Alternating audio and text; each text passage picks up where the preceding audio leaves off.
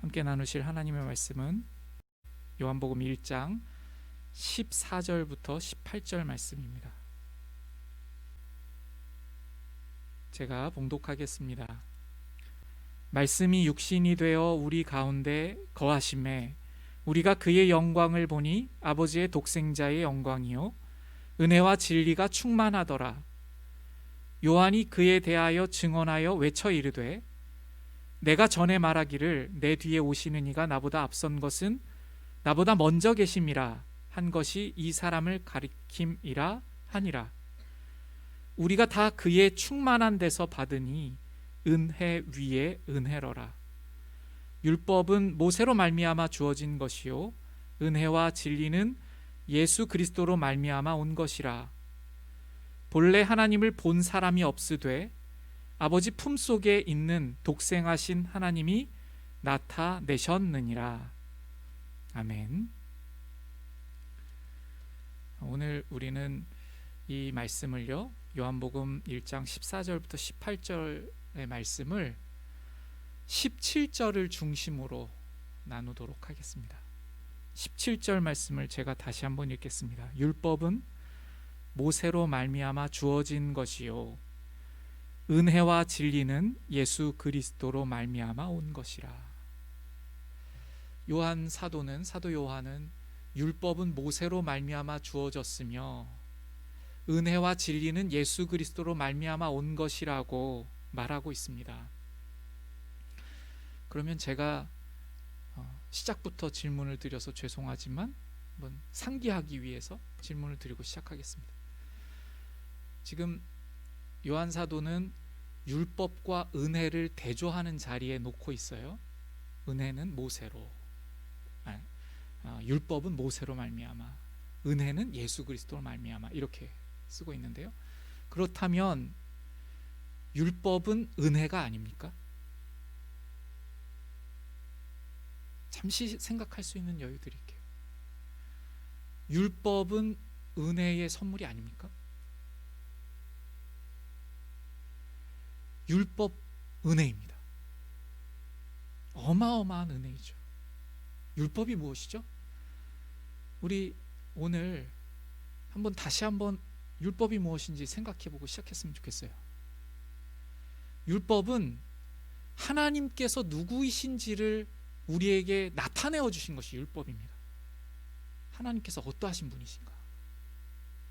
하나님께서 무엇을 기뻐하시는가? 하나님께서 얼마나 사랑이 많으시고 선하신 분이신가? 하나님의 공의가 무엇인가? 하나님께서 얼마나 온전하신 하나님이신가? 자비로우시며 영원하신 하나님이신가? 그분이 누구신가? 그것을 나타내어 주신 것이 율법이에요. 우리는 하나님을 도저히 알 수 없습니다. 우리가 하나님을 연구하고 우리가 하나님을 알기를 원해도 하나님께서 하나님 스스로를 우리에게 나타내어 주시지 않고 하나님께서 하나님 스스로를 우리에게 보여주시지 아니하시면 우리는 도저히 하나님을 알 방법이 없습니다. 그런데 하나님께서 그러한 우리에게 율법을 주신 것이죠. 하나님께서 누구이신지를 보여주신 것입니다. 이것이 얼마나 큰 은혜입니까? 도저히 이룰 수 없는 지식, 도저히 가질 수 없는 그 지식, 그것을 하나님께서 우리에게 주신 것이 율법이에요. 율법이 은혜이죠. 너무 감사한 은혜입니다.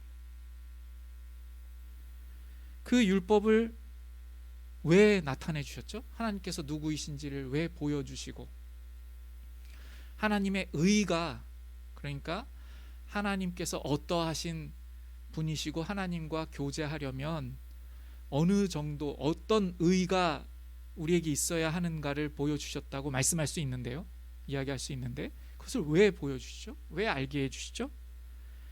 그것은 우리로 하여금 하나님과 교제할 수 있도록 하시기 위함이죠.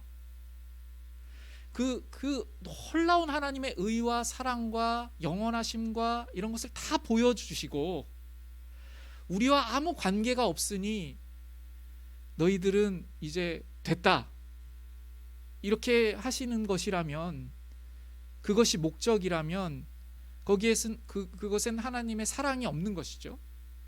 그런데 이 율법을 우리에게 보여주신 것은, 알게 하신 것은 그 하나님과 교제케 하시기 위한 것이 목적입니다.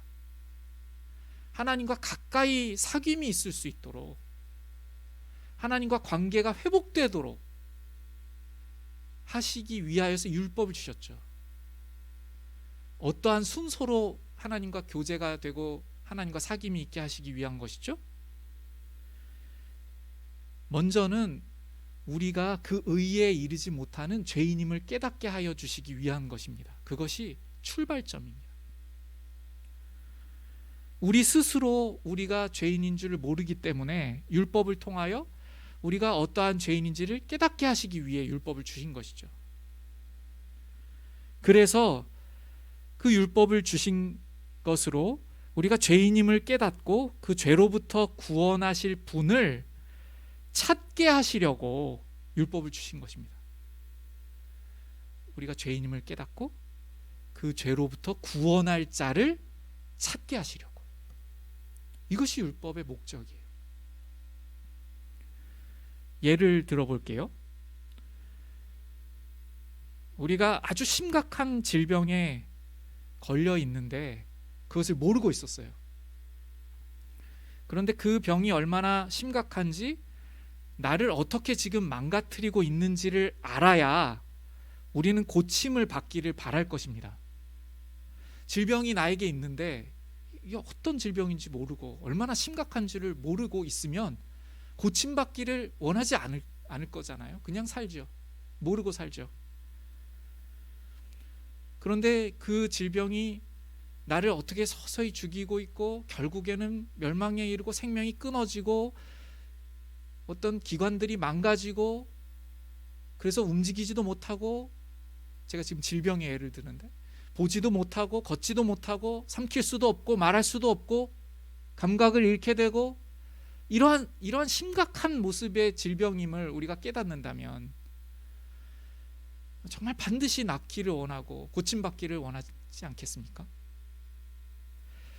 이러한 고침받기 원하는 마음을 우리는 우리의 인생을 통해서 질병이나 어떤 문제들, 내가 풀 수 없는 그러한 문제들을 우리가 맞게 되면서 그것을 고침받기를 원하는 그러한 마음을 경험하게 됩니다. 또 이렇게 경험하게 되기도 하고요, 우리 한 사람 한 사람이 경험하게 되기도 하고 간접적으로 듣기도 하죠. 그 고침받기 원하는 마음이요. 다시 지금까지의 설교를 정리하겠습니다. 하나님께서 율법을 주신 것은 하나님께서 누구이신지를 나타낼 것인데, 그 하나님께서 우리에게 율법을 통해 알려주시기 원하시는 것은 우리가 하나님과 사귈 수 없는, 도무지 하나님께 나아갈 수 없는 죄인임을 깨닫고 고침받기를 원하여서 하나님과 사귈 수 있도록, 하나님과 관계를 맺을 수 있도록 구원자를 보내주실 것을, 구원자를 구하는 심령이 되게 하시기 위해 율법을 주셨다고 우리가 정리했습니다. 그런데 그 율법이 우리에게 알려주신 것은요, 우리의 마음의 상태가 얼마나 내가 심각한 줄을 알고 구원자를 갈망하는 마음이 되게 하시는, 그것이 율법의 기능입니다. 그 율법이 우리 앞에 나타났으면 우리가 얼마나 심각한 줄 알고 제가 반드시 구원자가 필요해요, 하나님. 그렇지 않으면 저는 하나님 앞에 도무지 설 수가 없습니다. 이렇게 만들게 하시려고 율법을 주신 것입니다. 이러한 마음을 우리가 지금 질병에 걸린 어떤 사람들의 경험 또는 자신의 그런 문제들을 통해서 그게 얼마나 간절한 마음이 되는지에 대한 비유로 잠깐 나누고 있었습니다. 그럼 아무도 해결해 줄 수 없는 질병이 우리에게 있을 때, 또는 아무도 해결해 줄 수 없는 그러한 질병이나 어떤 문제가 우리 자녀에게 있을 때, 사랑하는 가족에게 있을 때, 그리고 그것을, 그 질병과 그 문제를 해결할 수 있는 힘이 조금도 나에게 없다는 것을 알 때, 우리는 내가 아닌 외부에서 그 해결할 방법을 찾죠. 구하죠. 그때에 그 사랑하는 사람이 또는 나의 문제가 심각하다는 것을 더 깊이 알수록 우리는 간절함이 커집니다. 그 문제를 해결하고 싶어서요. 그 질병이 낫기를 바라서요. 어떤 희생을 치르더라도 고침을 받기를 원하지 않습니까? 만약에 우리 사랑하는 자녀가, 우리 사랑하는 누군가가 도무지 고칠 수 없는 어떤 심각한 상태에 있습니다. 내가 할 수 있는 모든 것을 다 걸고라도 그 질병을 고치고 싶은 것이 사랑한다면 그 마음이 아닙니까? 그렇죠? 그건 자신의 문제도 마찬가지죠. 자신을 사랑하기 때문에 그것은 당연한 것이죠. 성경에는요, 혈루증 앓던 여인을 우리에게 보여주십니다. 그 기록이 나옵니다. 이 혈루증을 앓던 여인은 그 병에 걸렸다는 것을 깨닫게 되었고 얼마나 심각하다는 것을 알게 되었습니다. 아, 내가 이렇게 혈루증을 계속 앓다가는 죽겠구나. 당시의 혈루증은 일상뿐만 아니라 예배를 드리는 것, 성전에 나아갈 수 없는 질병이었기 때문에 굉장히 고통스러운 삶이죠. 그 고통스러운 삶을 살면서 이 혈루증을 앓고 있던 여인은 고침받기를 원하게 됩니다. 반드시 나음받고 싶습니다. 고쳐지고 싶습니다. 그래서 어떻게 했죠? 가지고 있던 재산을 다 동원해서 다 팔아가지고 의원을 찾아다닙니다. 아마 그랬을 것 같아요. 좀 용하다는 사람들, 좀 치료 잘해준다는 그런 의원들, 의사들 찾아다닌 거죠. 멀리도 가기도 하고 약값도 들고 치료비도 들고 오랫동안 그렇게 재산을 쓰면서 고쳐보려고 했던 거죠. 못 고쳤어요.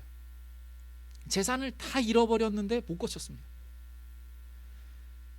그러한 때가 되었는데 예수님에 대한 소식을 이 여인이 듣게 됩니다. 예수님이시라면 나의 이 질병을 고치실 수 있겠다, 이렇게 믿고 이 여인이 나아오죠. 그때의 그 마음, 예수님이시라면 나를 고쳐주실 그분이지 않을까. 그 주님으로부터 은혜를 받아서 주님께서 나를 고쳐주시기를 바라는 마음으로 주님을 찾아 나온 마음, 이 혈루증을 앓던 여인과 같은 마음이 율법을 주신 모든 자들에게 있기를 바라신 것이죠. 우리 모두가 다 그 혈루증 앓고 있는 여인 같은 인생이기 때문에 주님을 찾도록 하시기 위하여서 율법을 주셨어요.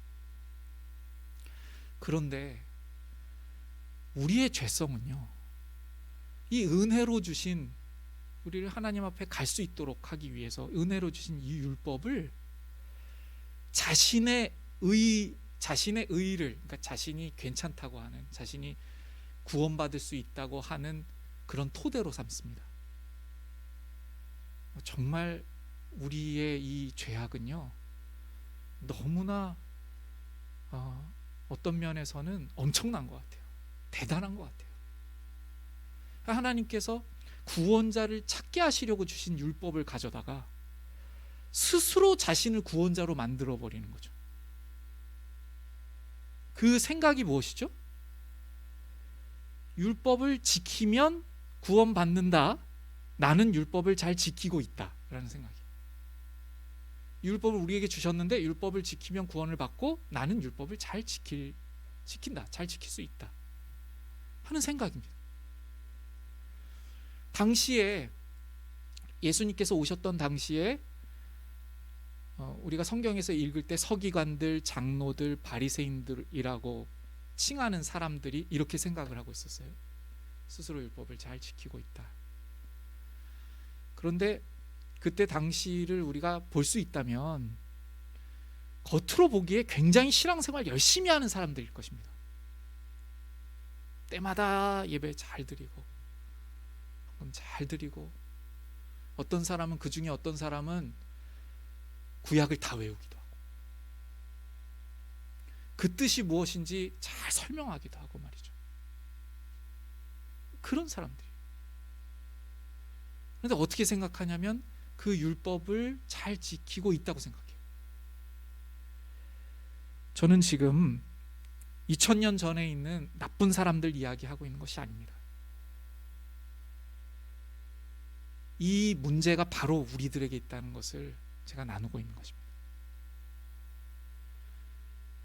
요즘 시대에 우리가 잘 이해할 수 있는 언어로 만약에 이 표현을 바꾼다면요, 착하다는 거예요. 착하다는 거예요. 스스로 생각하기를 나는 참 착하다는 거예요. 나는 참 괜찮다는 거예요. 나 정도면 아주 괜찮다는 거죠.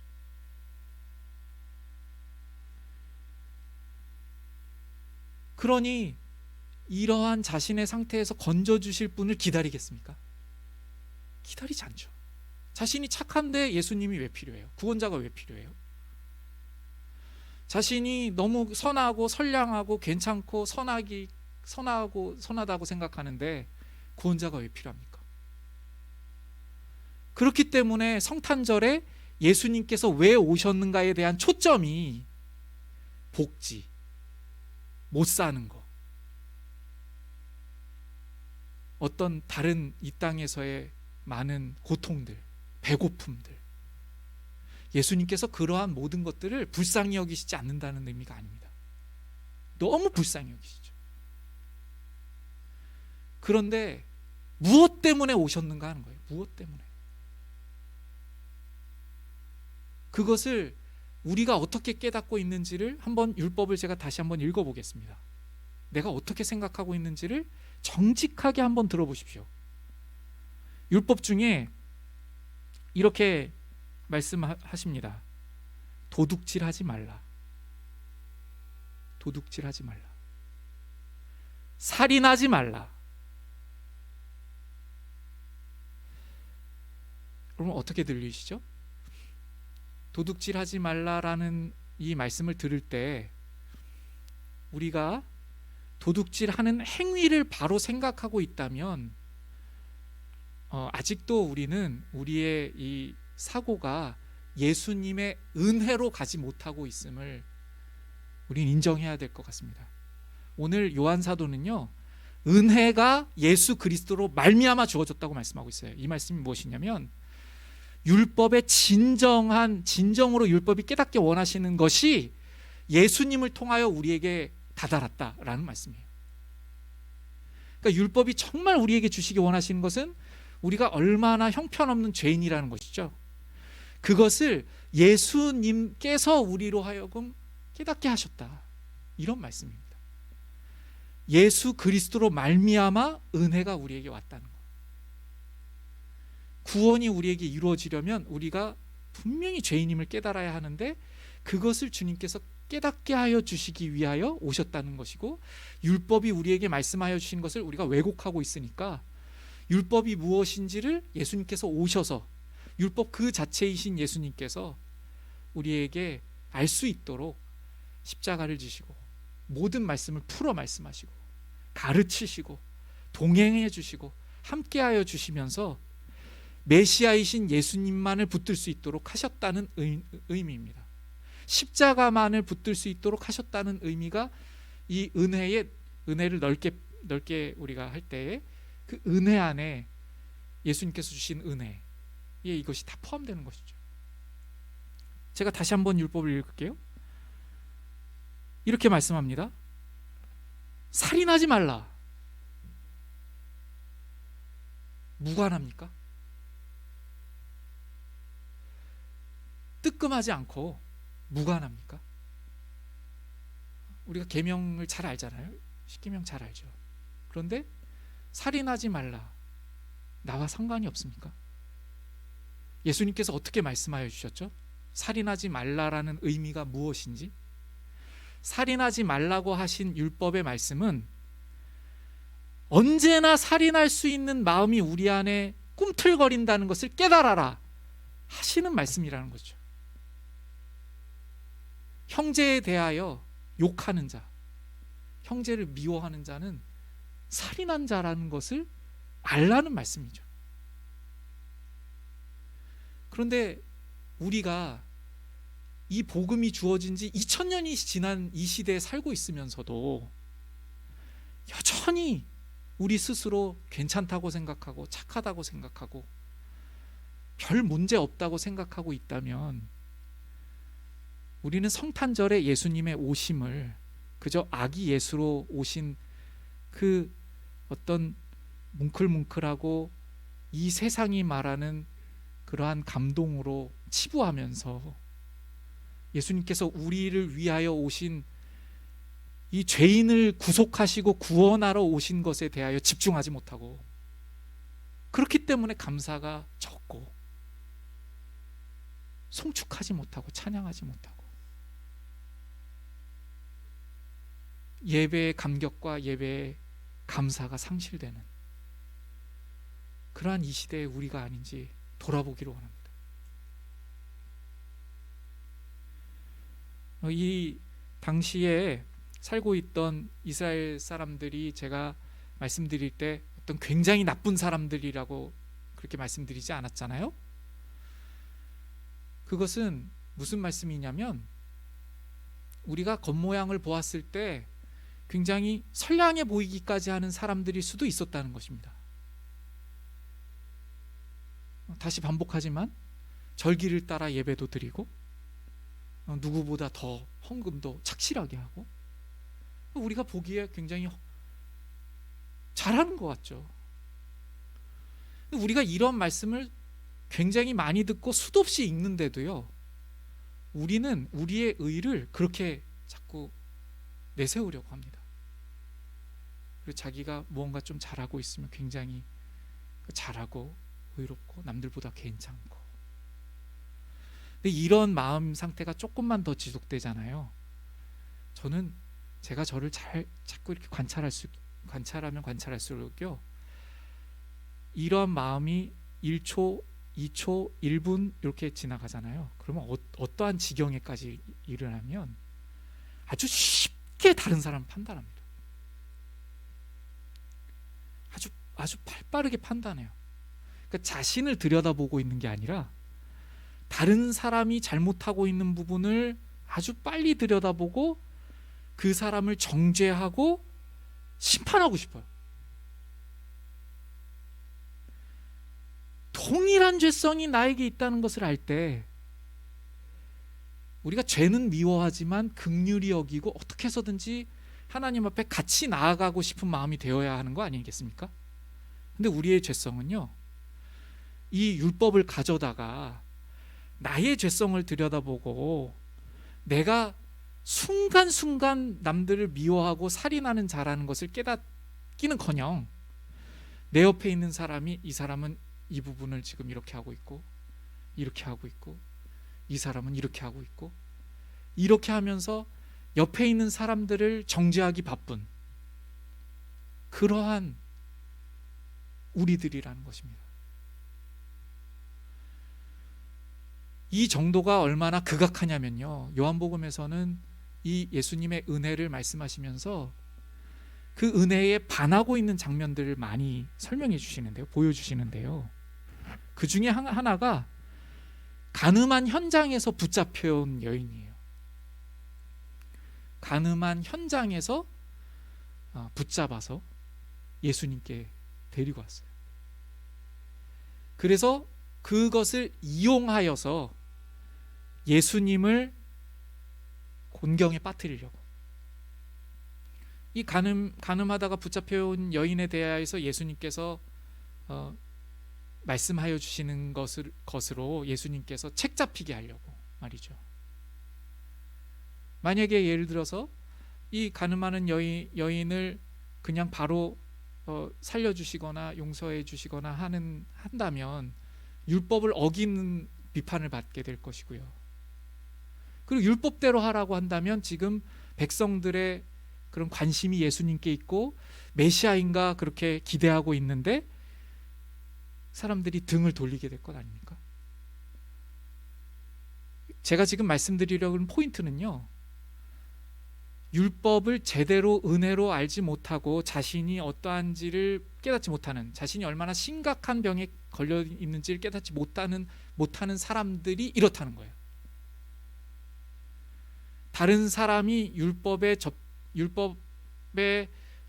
율법을 범한 것을 가져다가 그걸 사용해서 자기가 지금 미워하고 메시아라고 생각하지 않은 예수님을 공경에 빠뜨리려고 하는 그러한 모습이라는 거죠. 그럼 우리는 어떨까요? 이 시대에요. 우리는요, 이 모습과 전혀 다르지가 않아요. 자신이 하나님 앞에 정말 절대적으로 구원자가 필요하다는 것을 깨닫지 못하고 다른 사람들의 죄를, 다른 사람들의 어떤 죄악을 범하고 실패를 하고 한 이러한 것들을 가지고 그것을 통하여서 내가 얻고 싶은 것을 얻고 내가 바라는 것을 얻고자 하는, 그래서 마음껏 비판하기도 하고 닳기도 하고 부끄럽게 만들기도 하고. 제가 지금 말씀드리는 것은요, 주님께 나아가게 하기 위한 부끄럽게 하는 것이면 좋은 거죠, 그건요. 근데 제가 지금 말씀드리는 것은요, 자신이 어떠한 짓을 하고 있는 줄도 모르고 그 죄 지은 자에 대하여서 정죄하고 자신이 더 하고 있는데, 예수님의 복음을 이해하지 못하고 있는데 그것에 대하여서 심판받아야 마땅하다 소리 지르고 있는 그러한 우리의 본성까지 나아간다는 것을 지금 제가 나누고 있는 것입니다. 한 가지 우리의 죄악된 본성을 하나 더 나누고 마치겠습니다.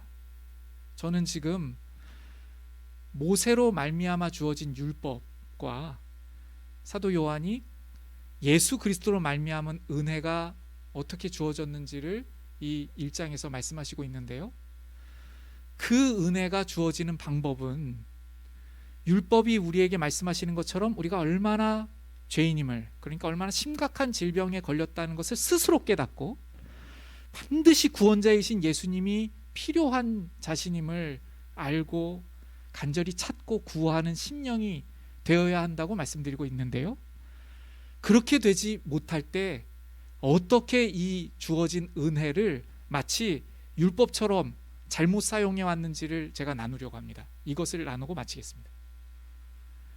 다시 요약해 드리면, 율법을 잘못 사용해서 자기를 의롭다고 여길 뿐만 아니라 의로워진 상태에서 다른 사람을 정죄하고 저 사람은 심판받아 마땅하다 하는 자리까지 올라가는 그러한 자들처럼 우리가 예수 그리스도로 말미암아 주어진 이 은혜를 어떻게 율법과 같이 잘못 사용하고 있는지를 나누고 마치려고 한다는 것입니다.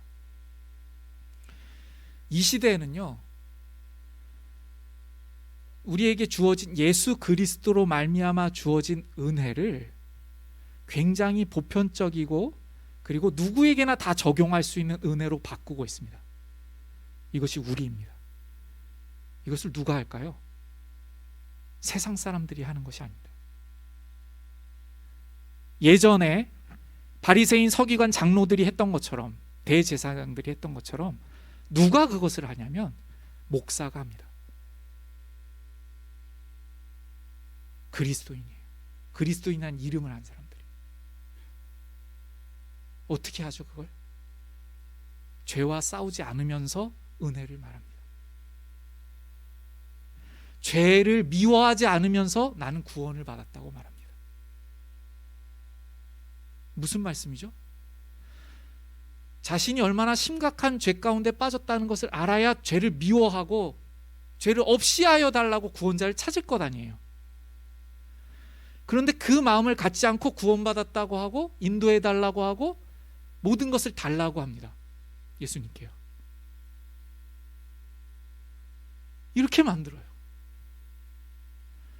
예배의 중심에 죄를 해결하여 주신 예수님께 대한 감사와 감격이 넘쳐야 하는데 그 마음이 없어요.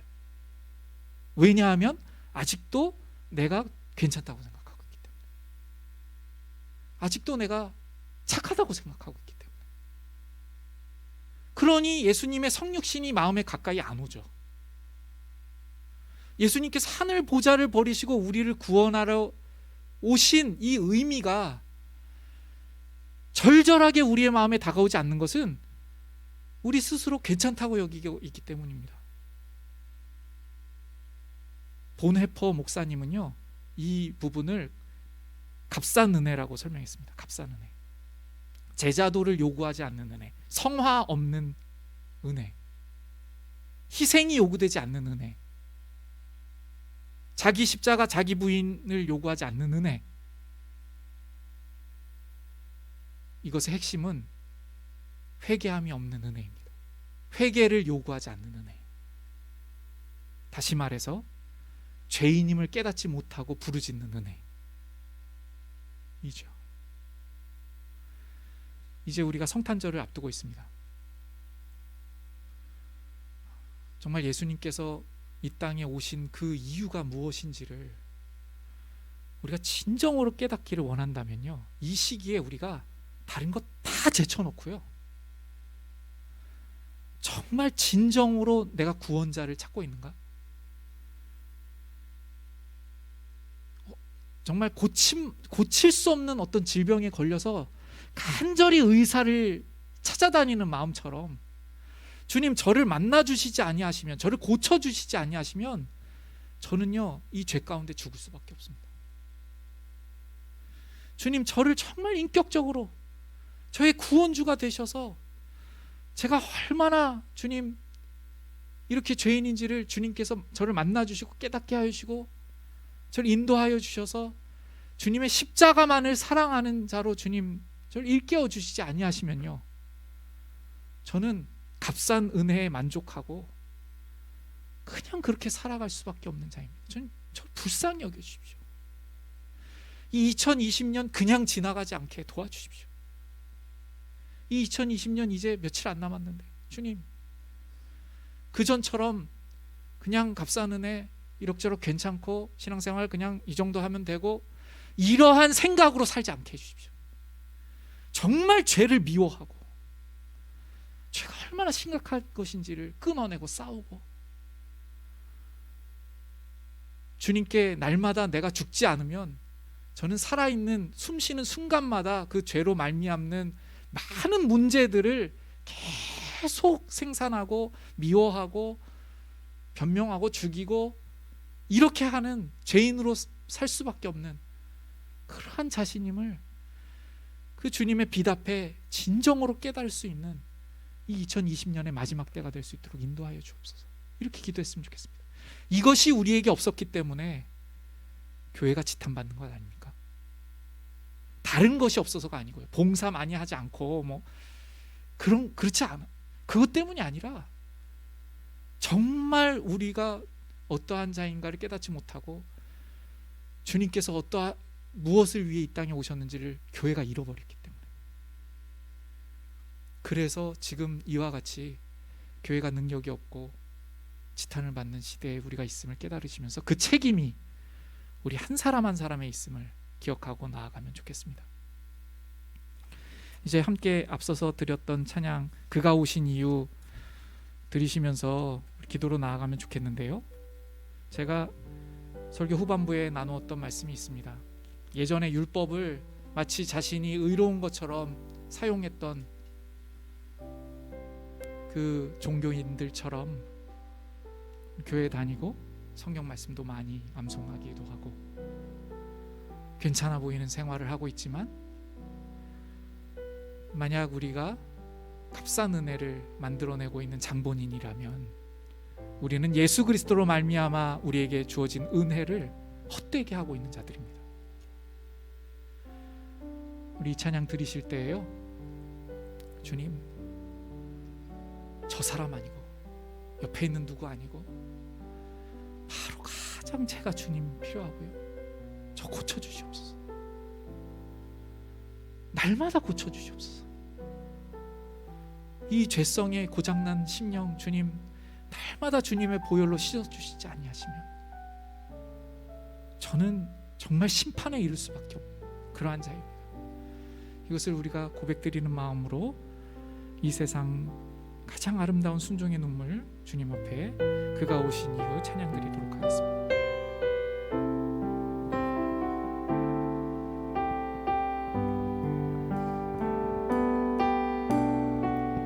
이 세상 가장 아름다운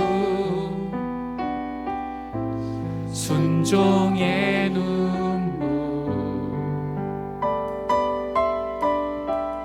온 세상 다시 빛나게 한 생명의 눈물 그가 이 땅에 오신 이유 죽어야 살게 되고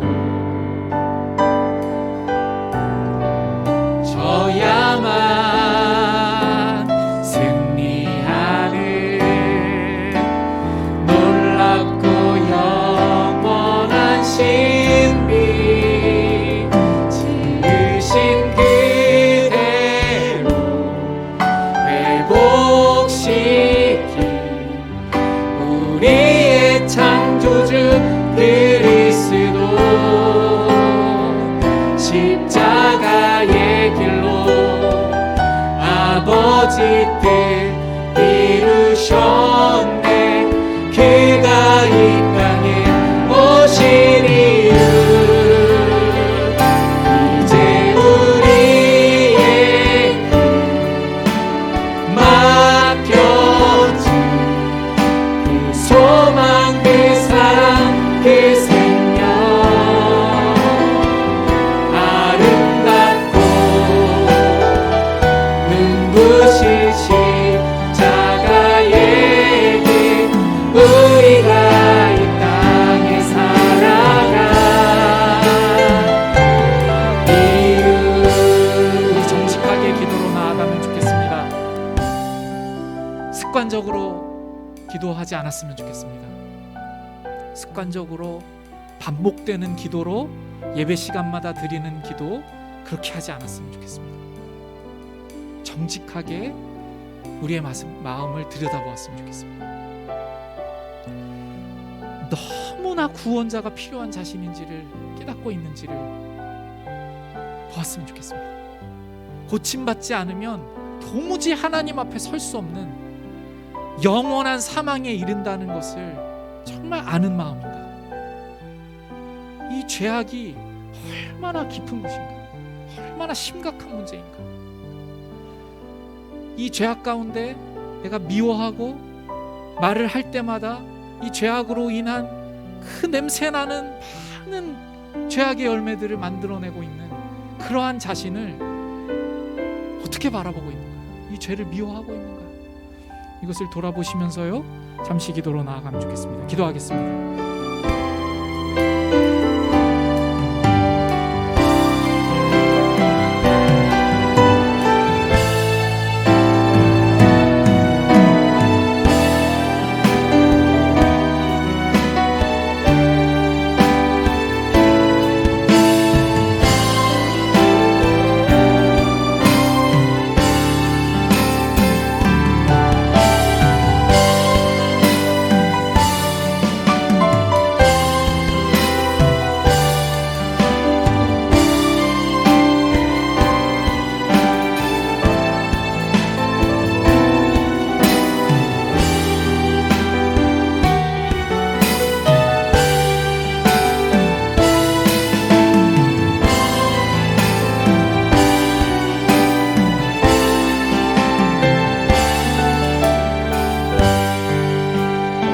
다시 한번 기도드렸으면 좋겠는데요.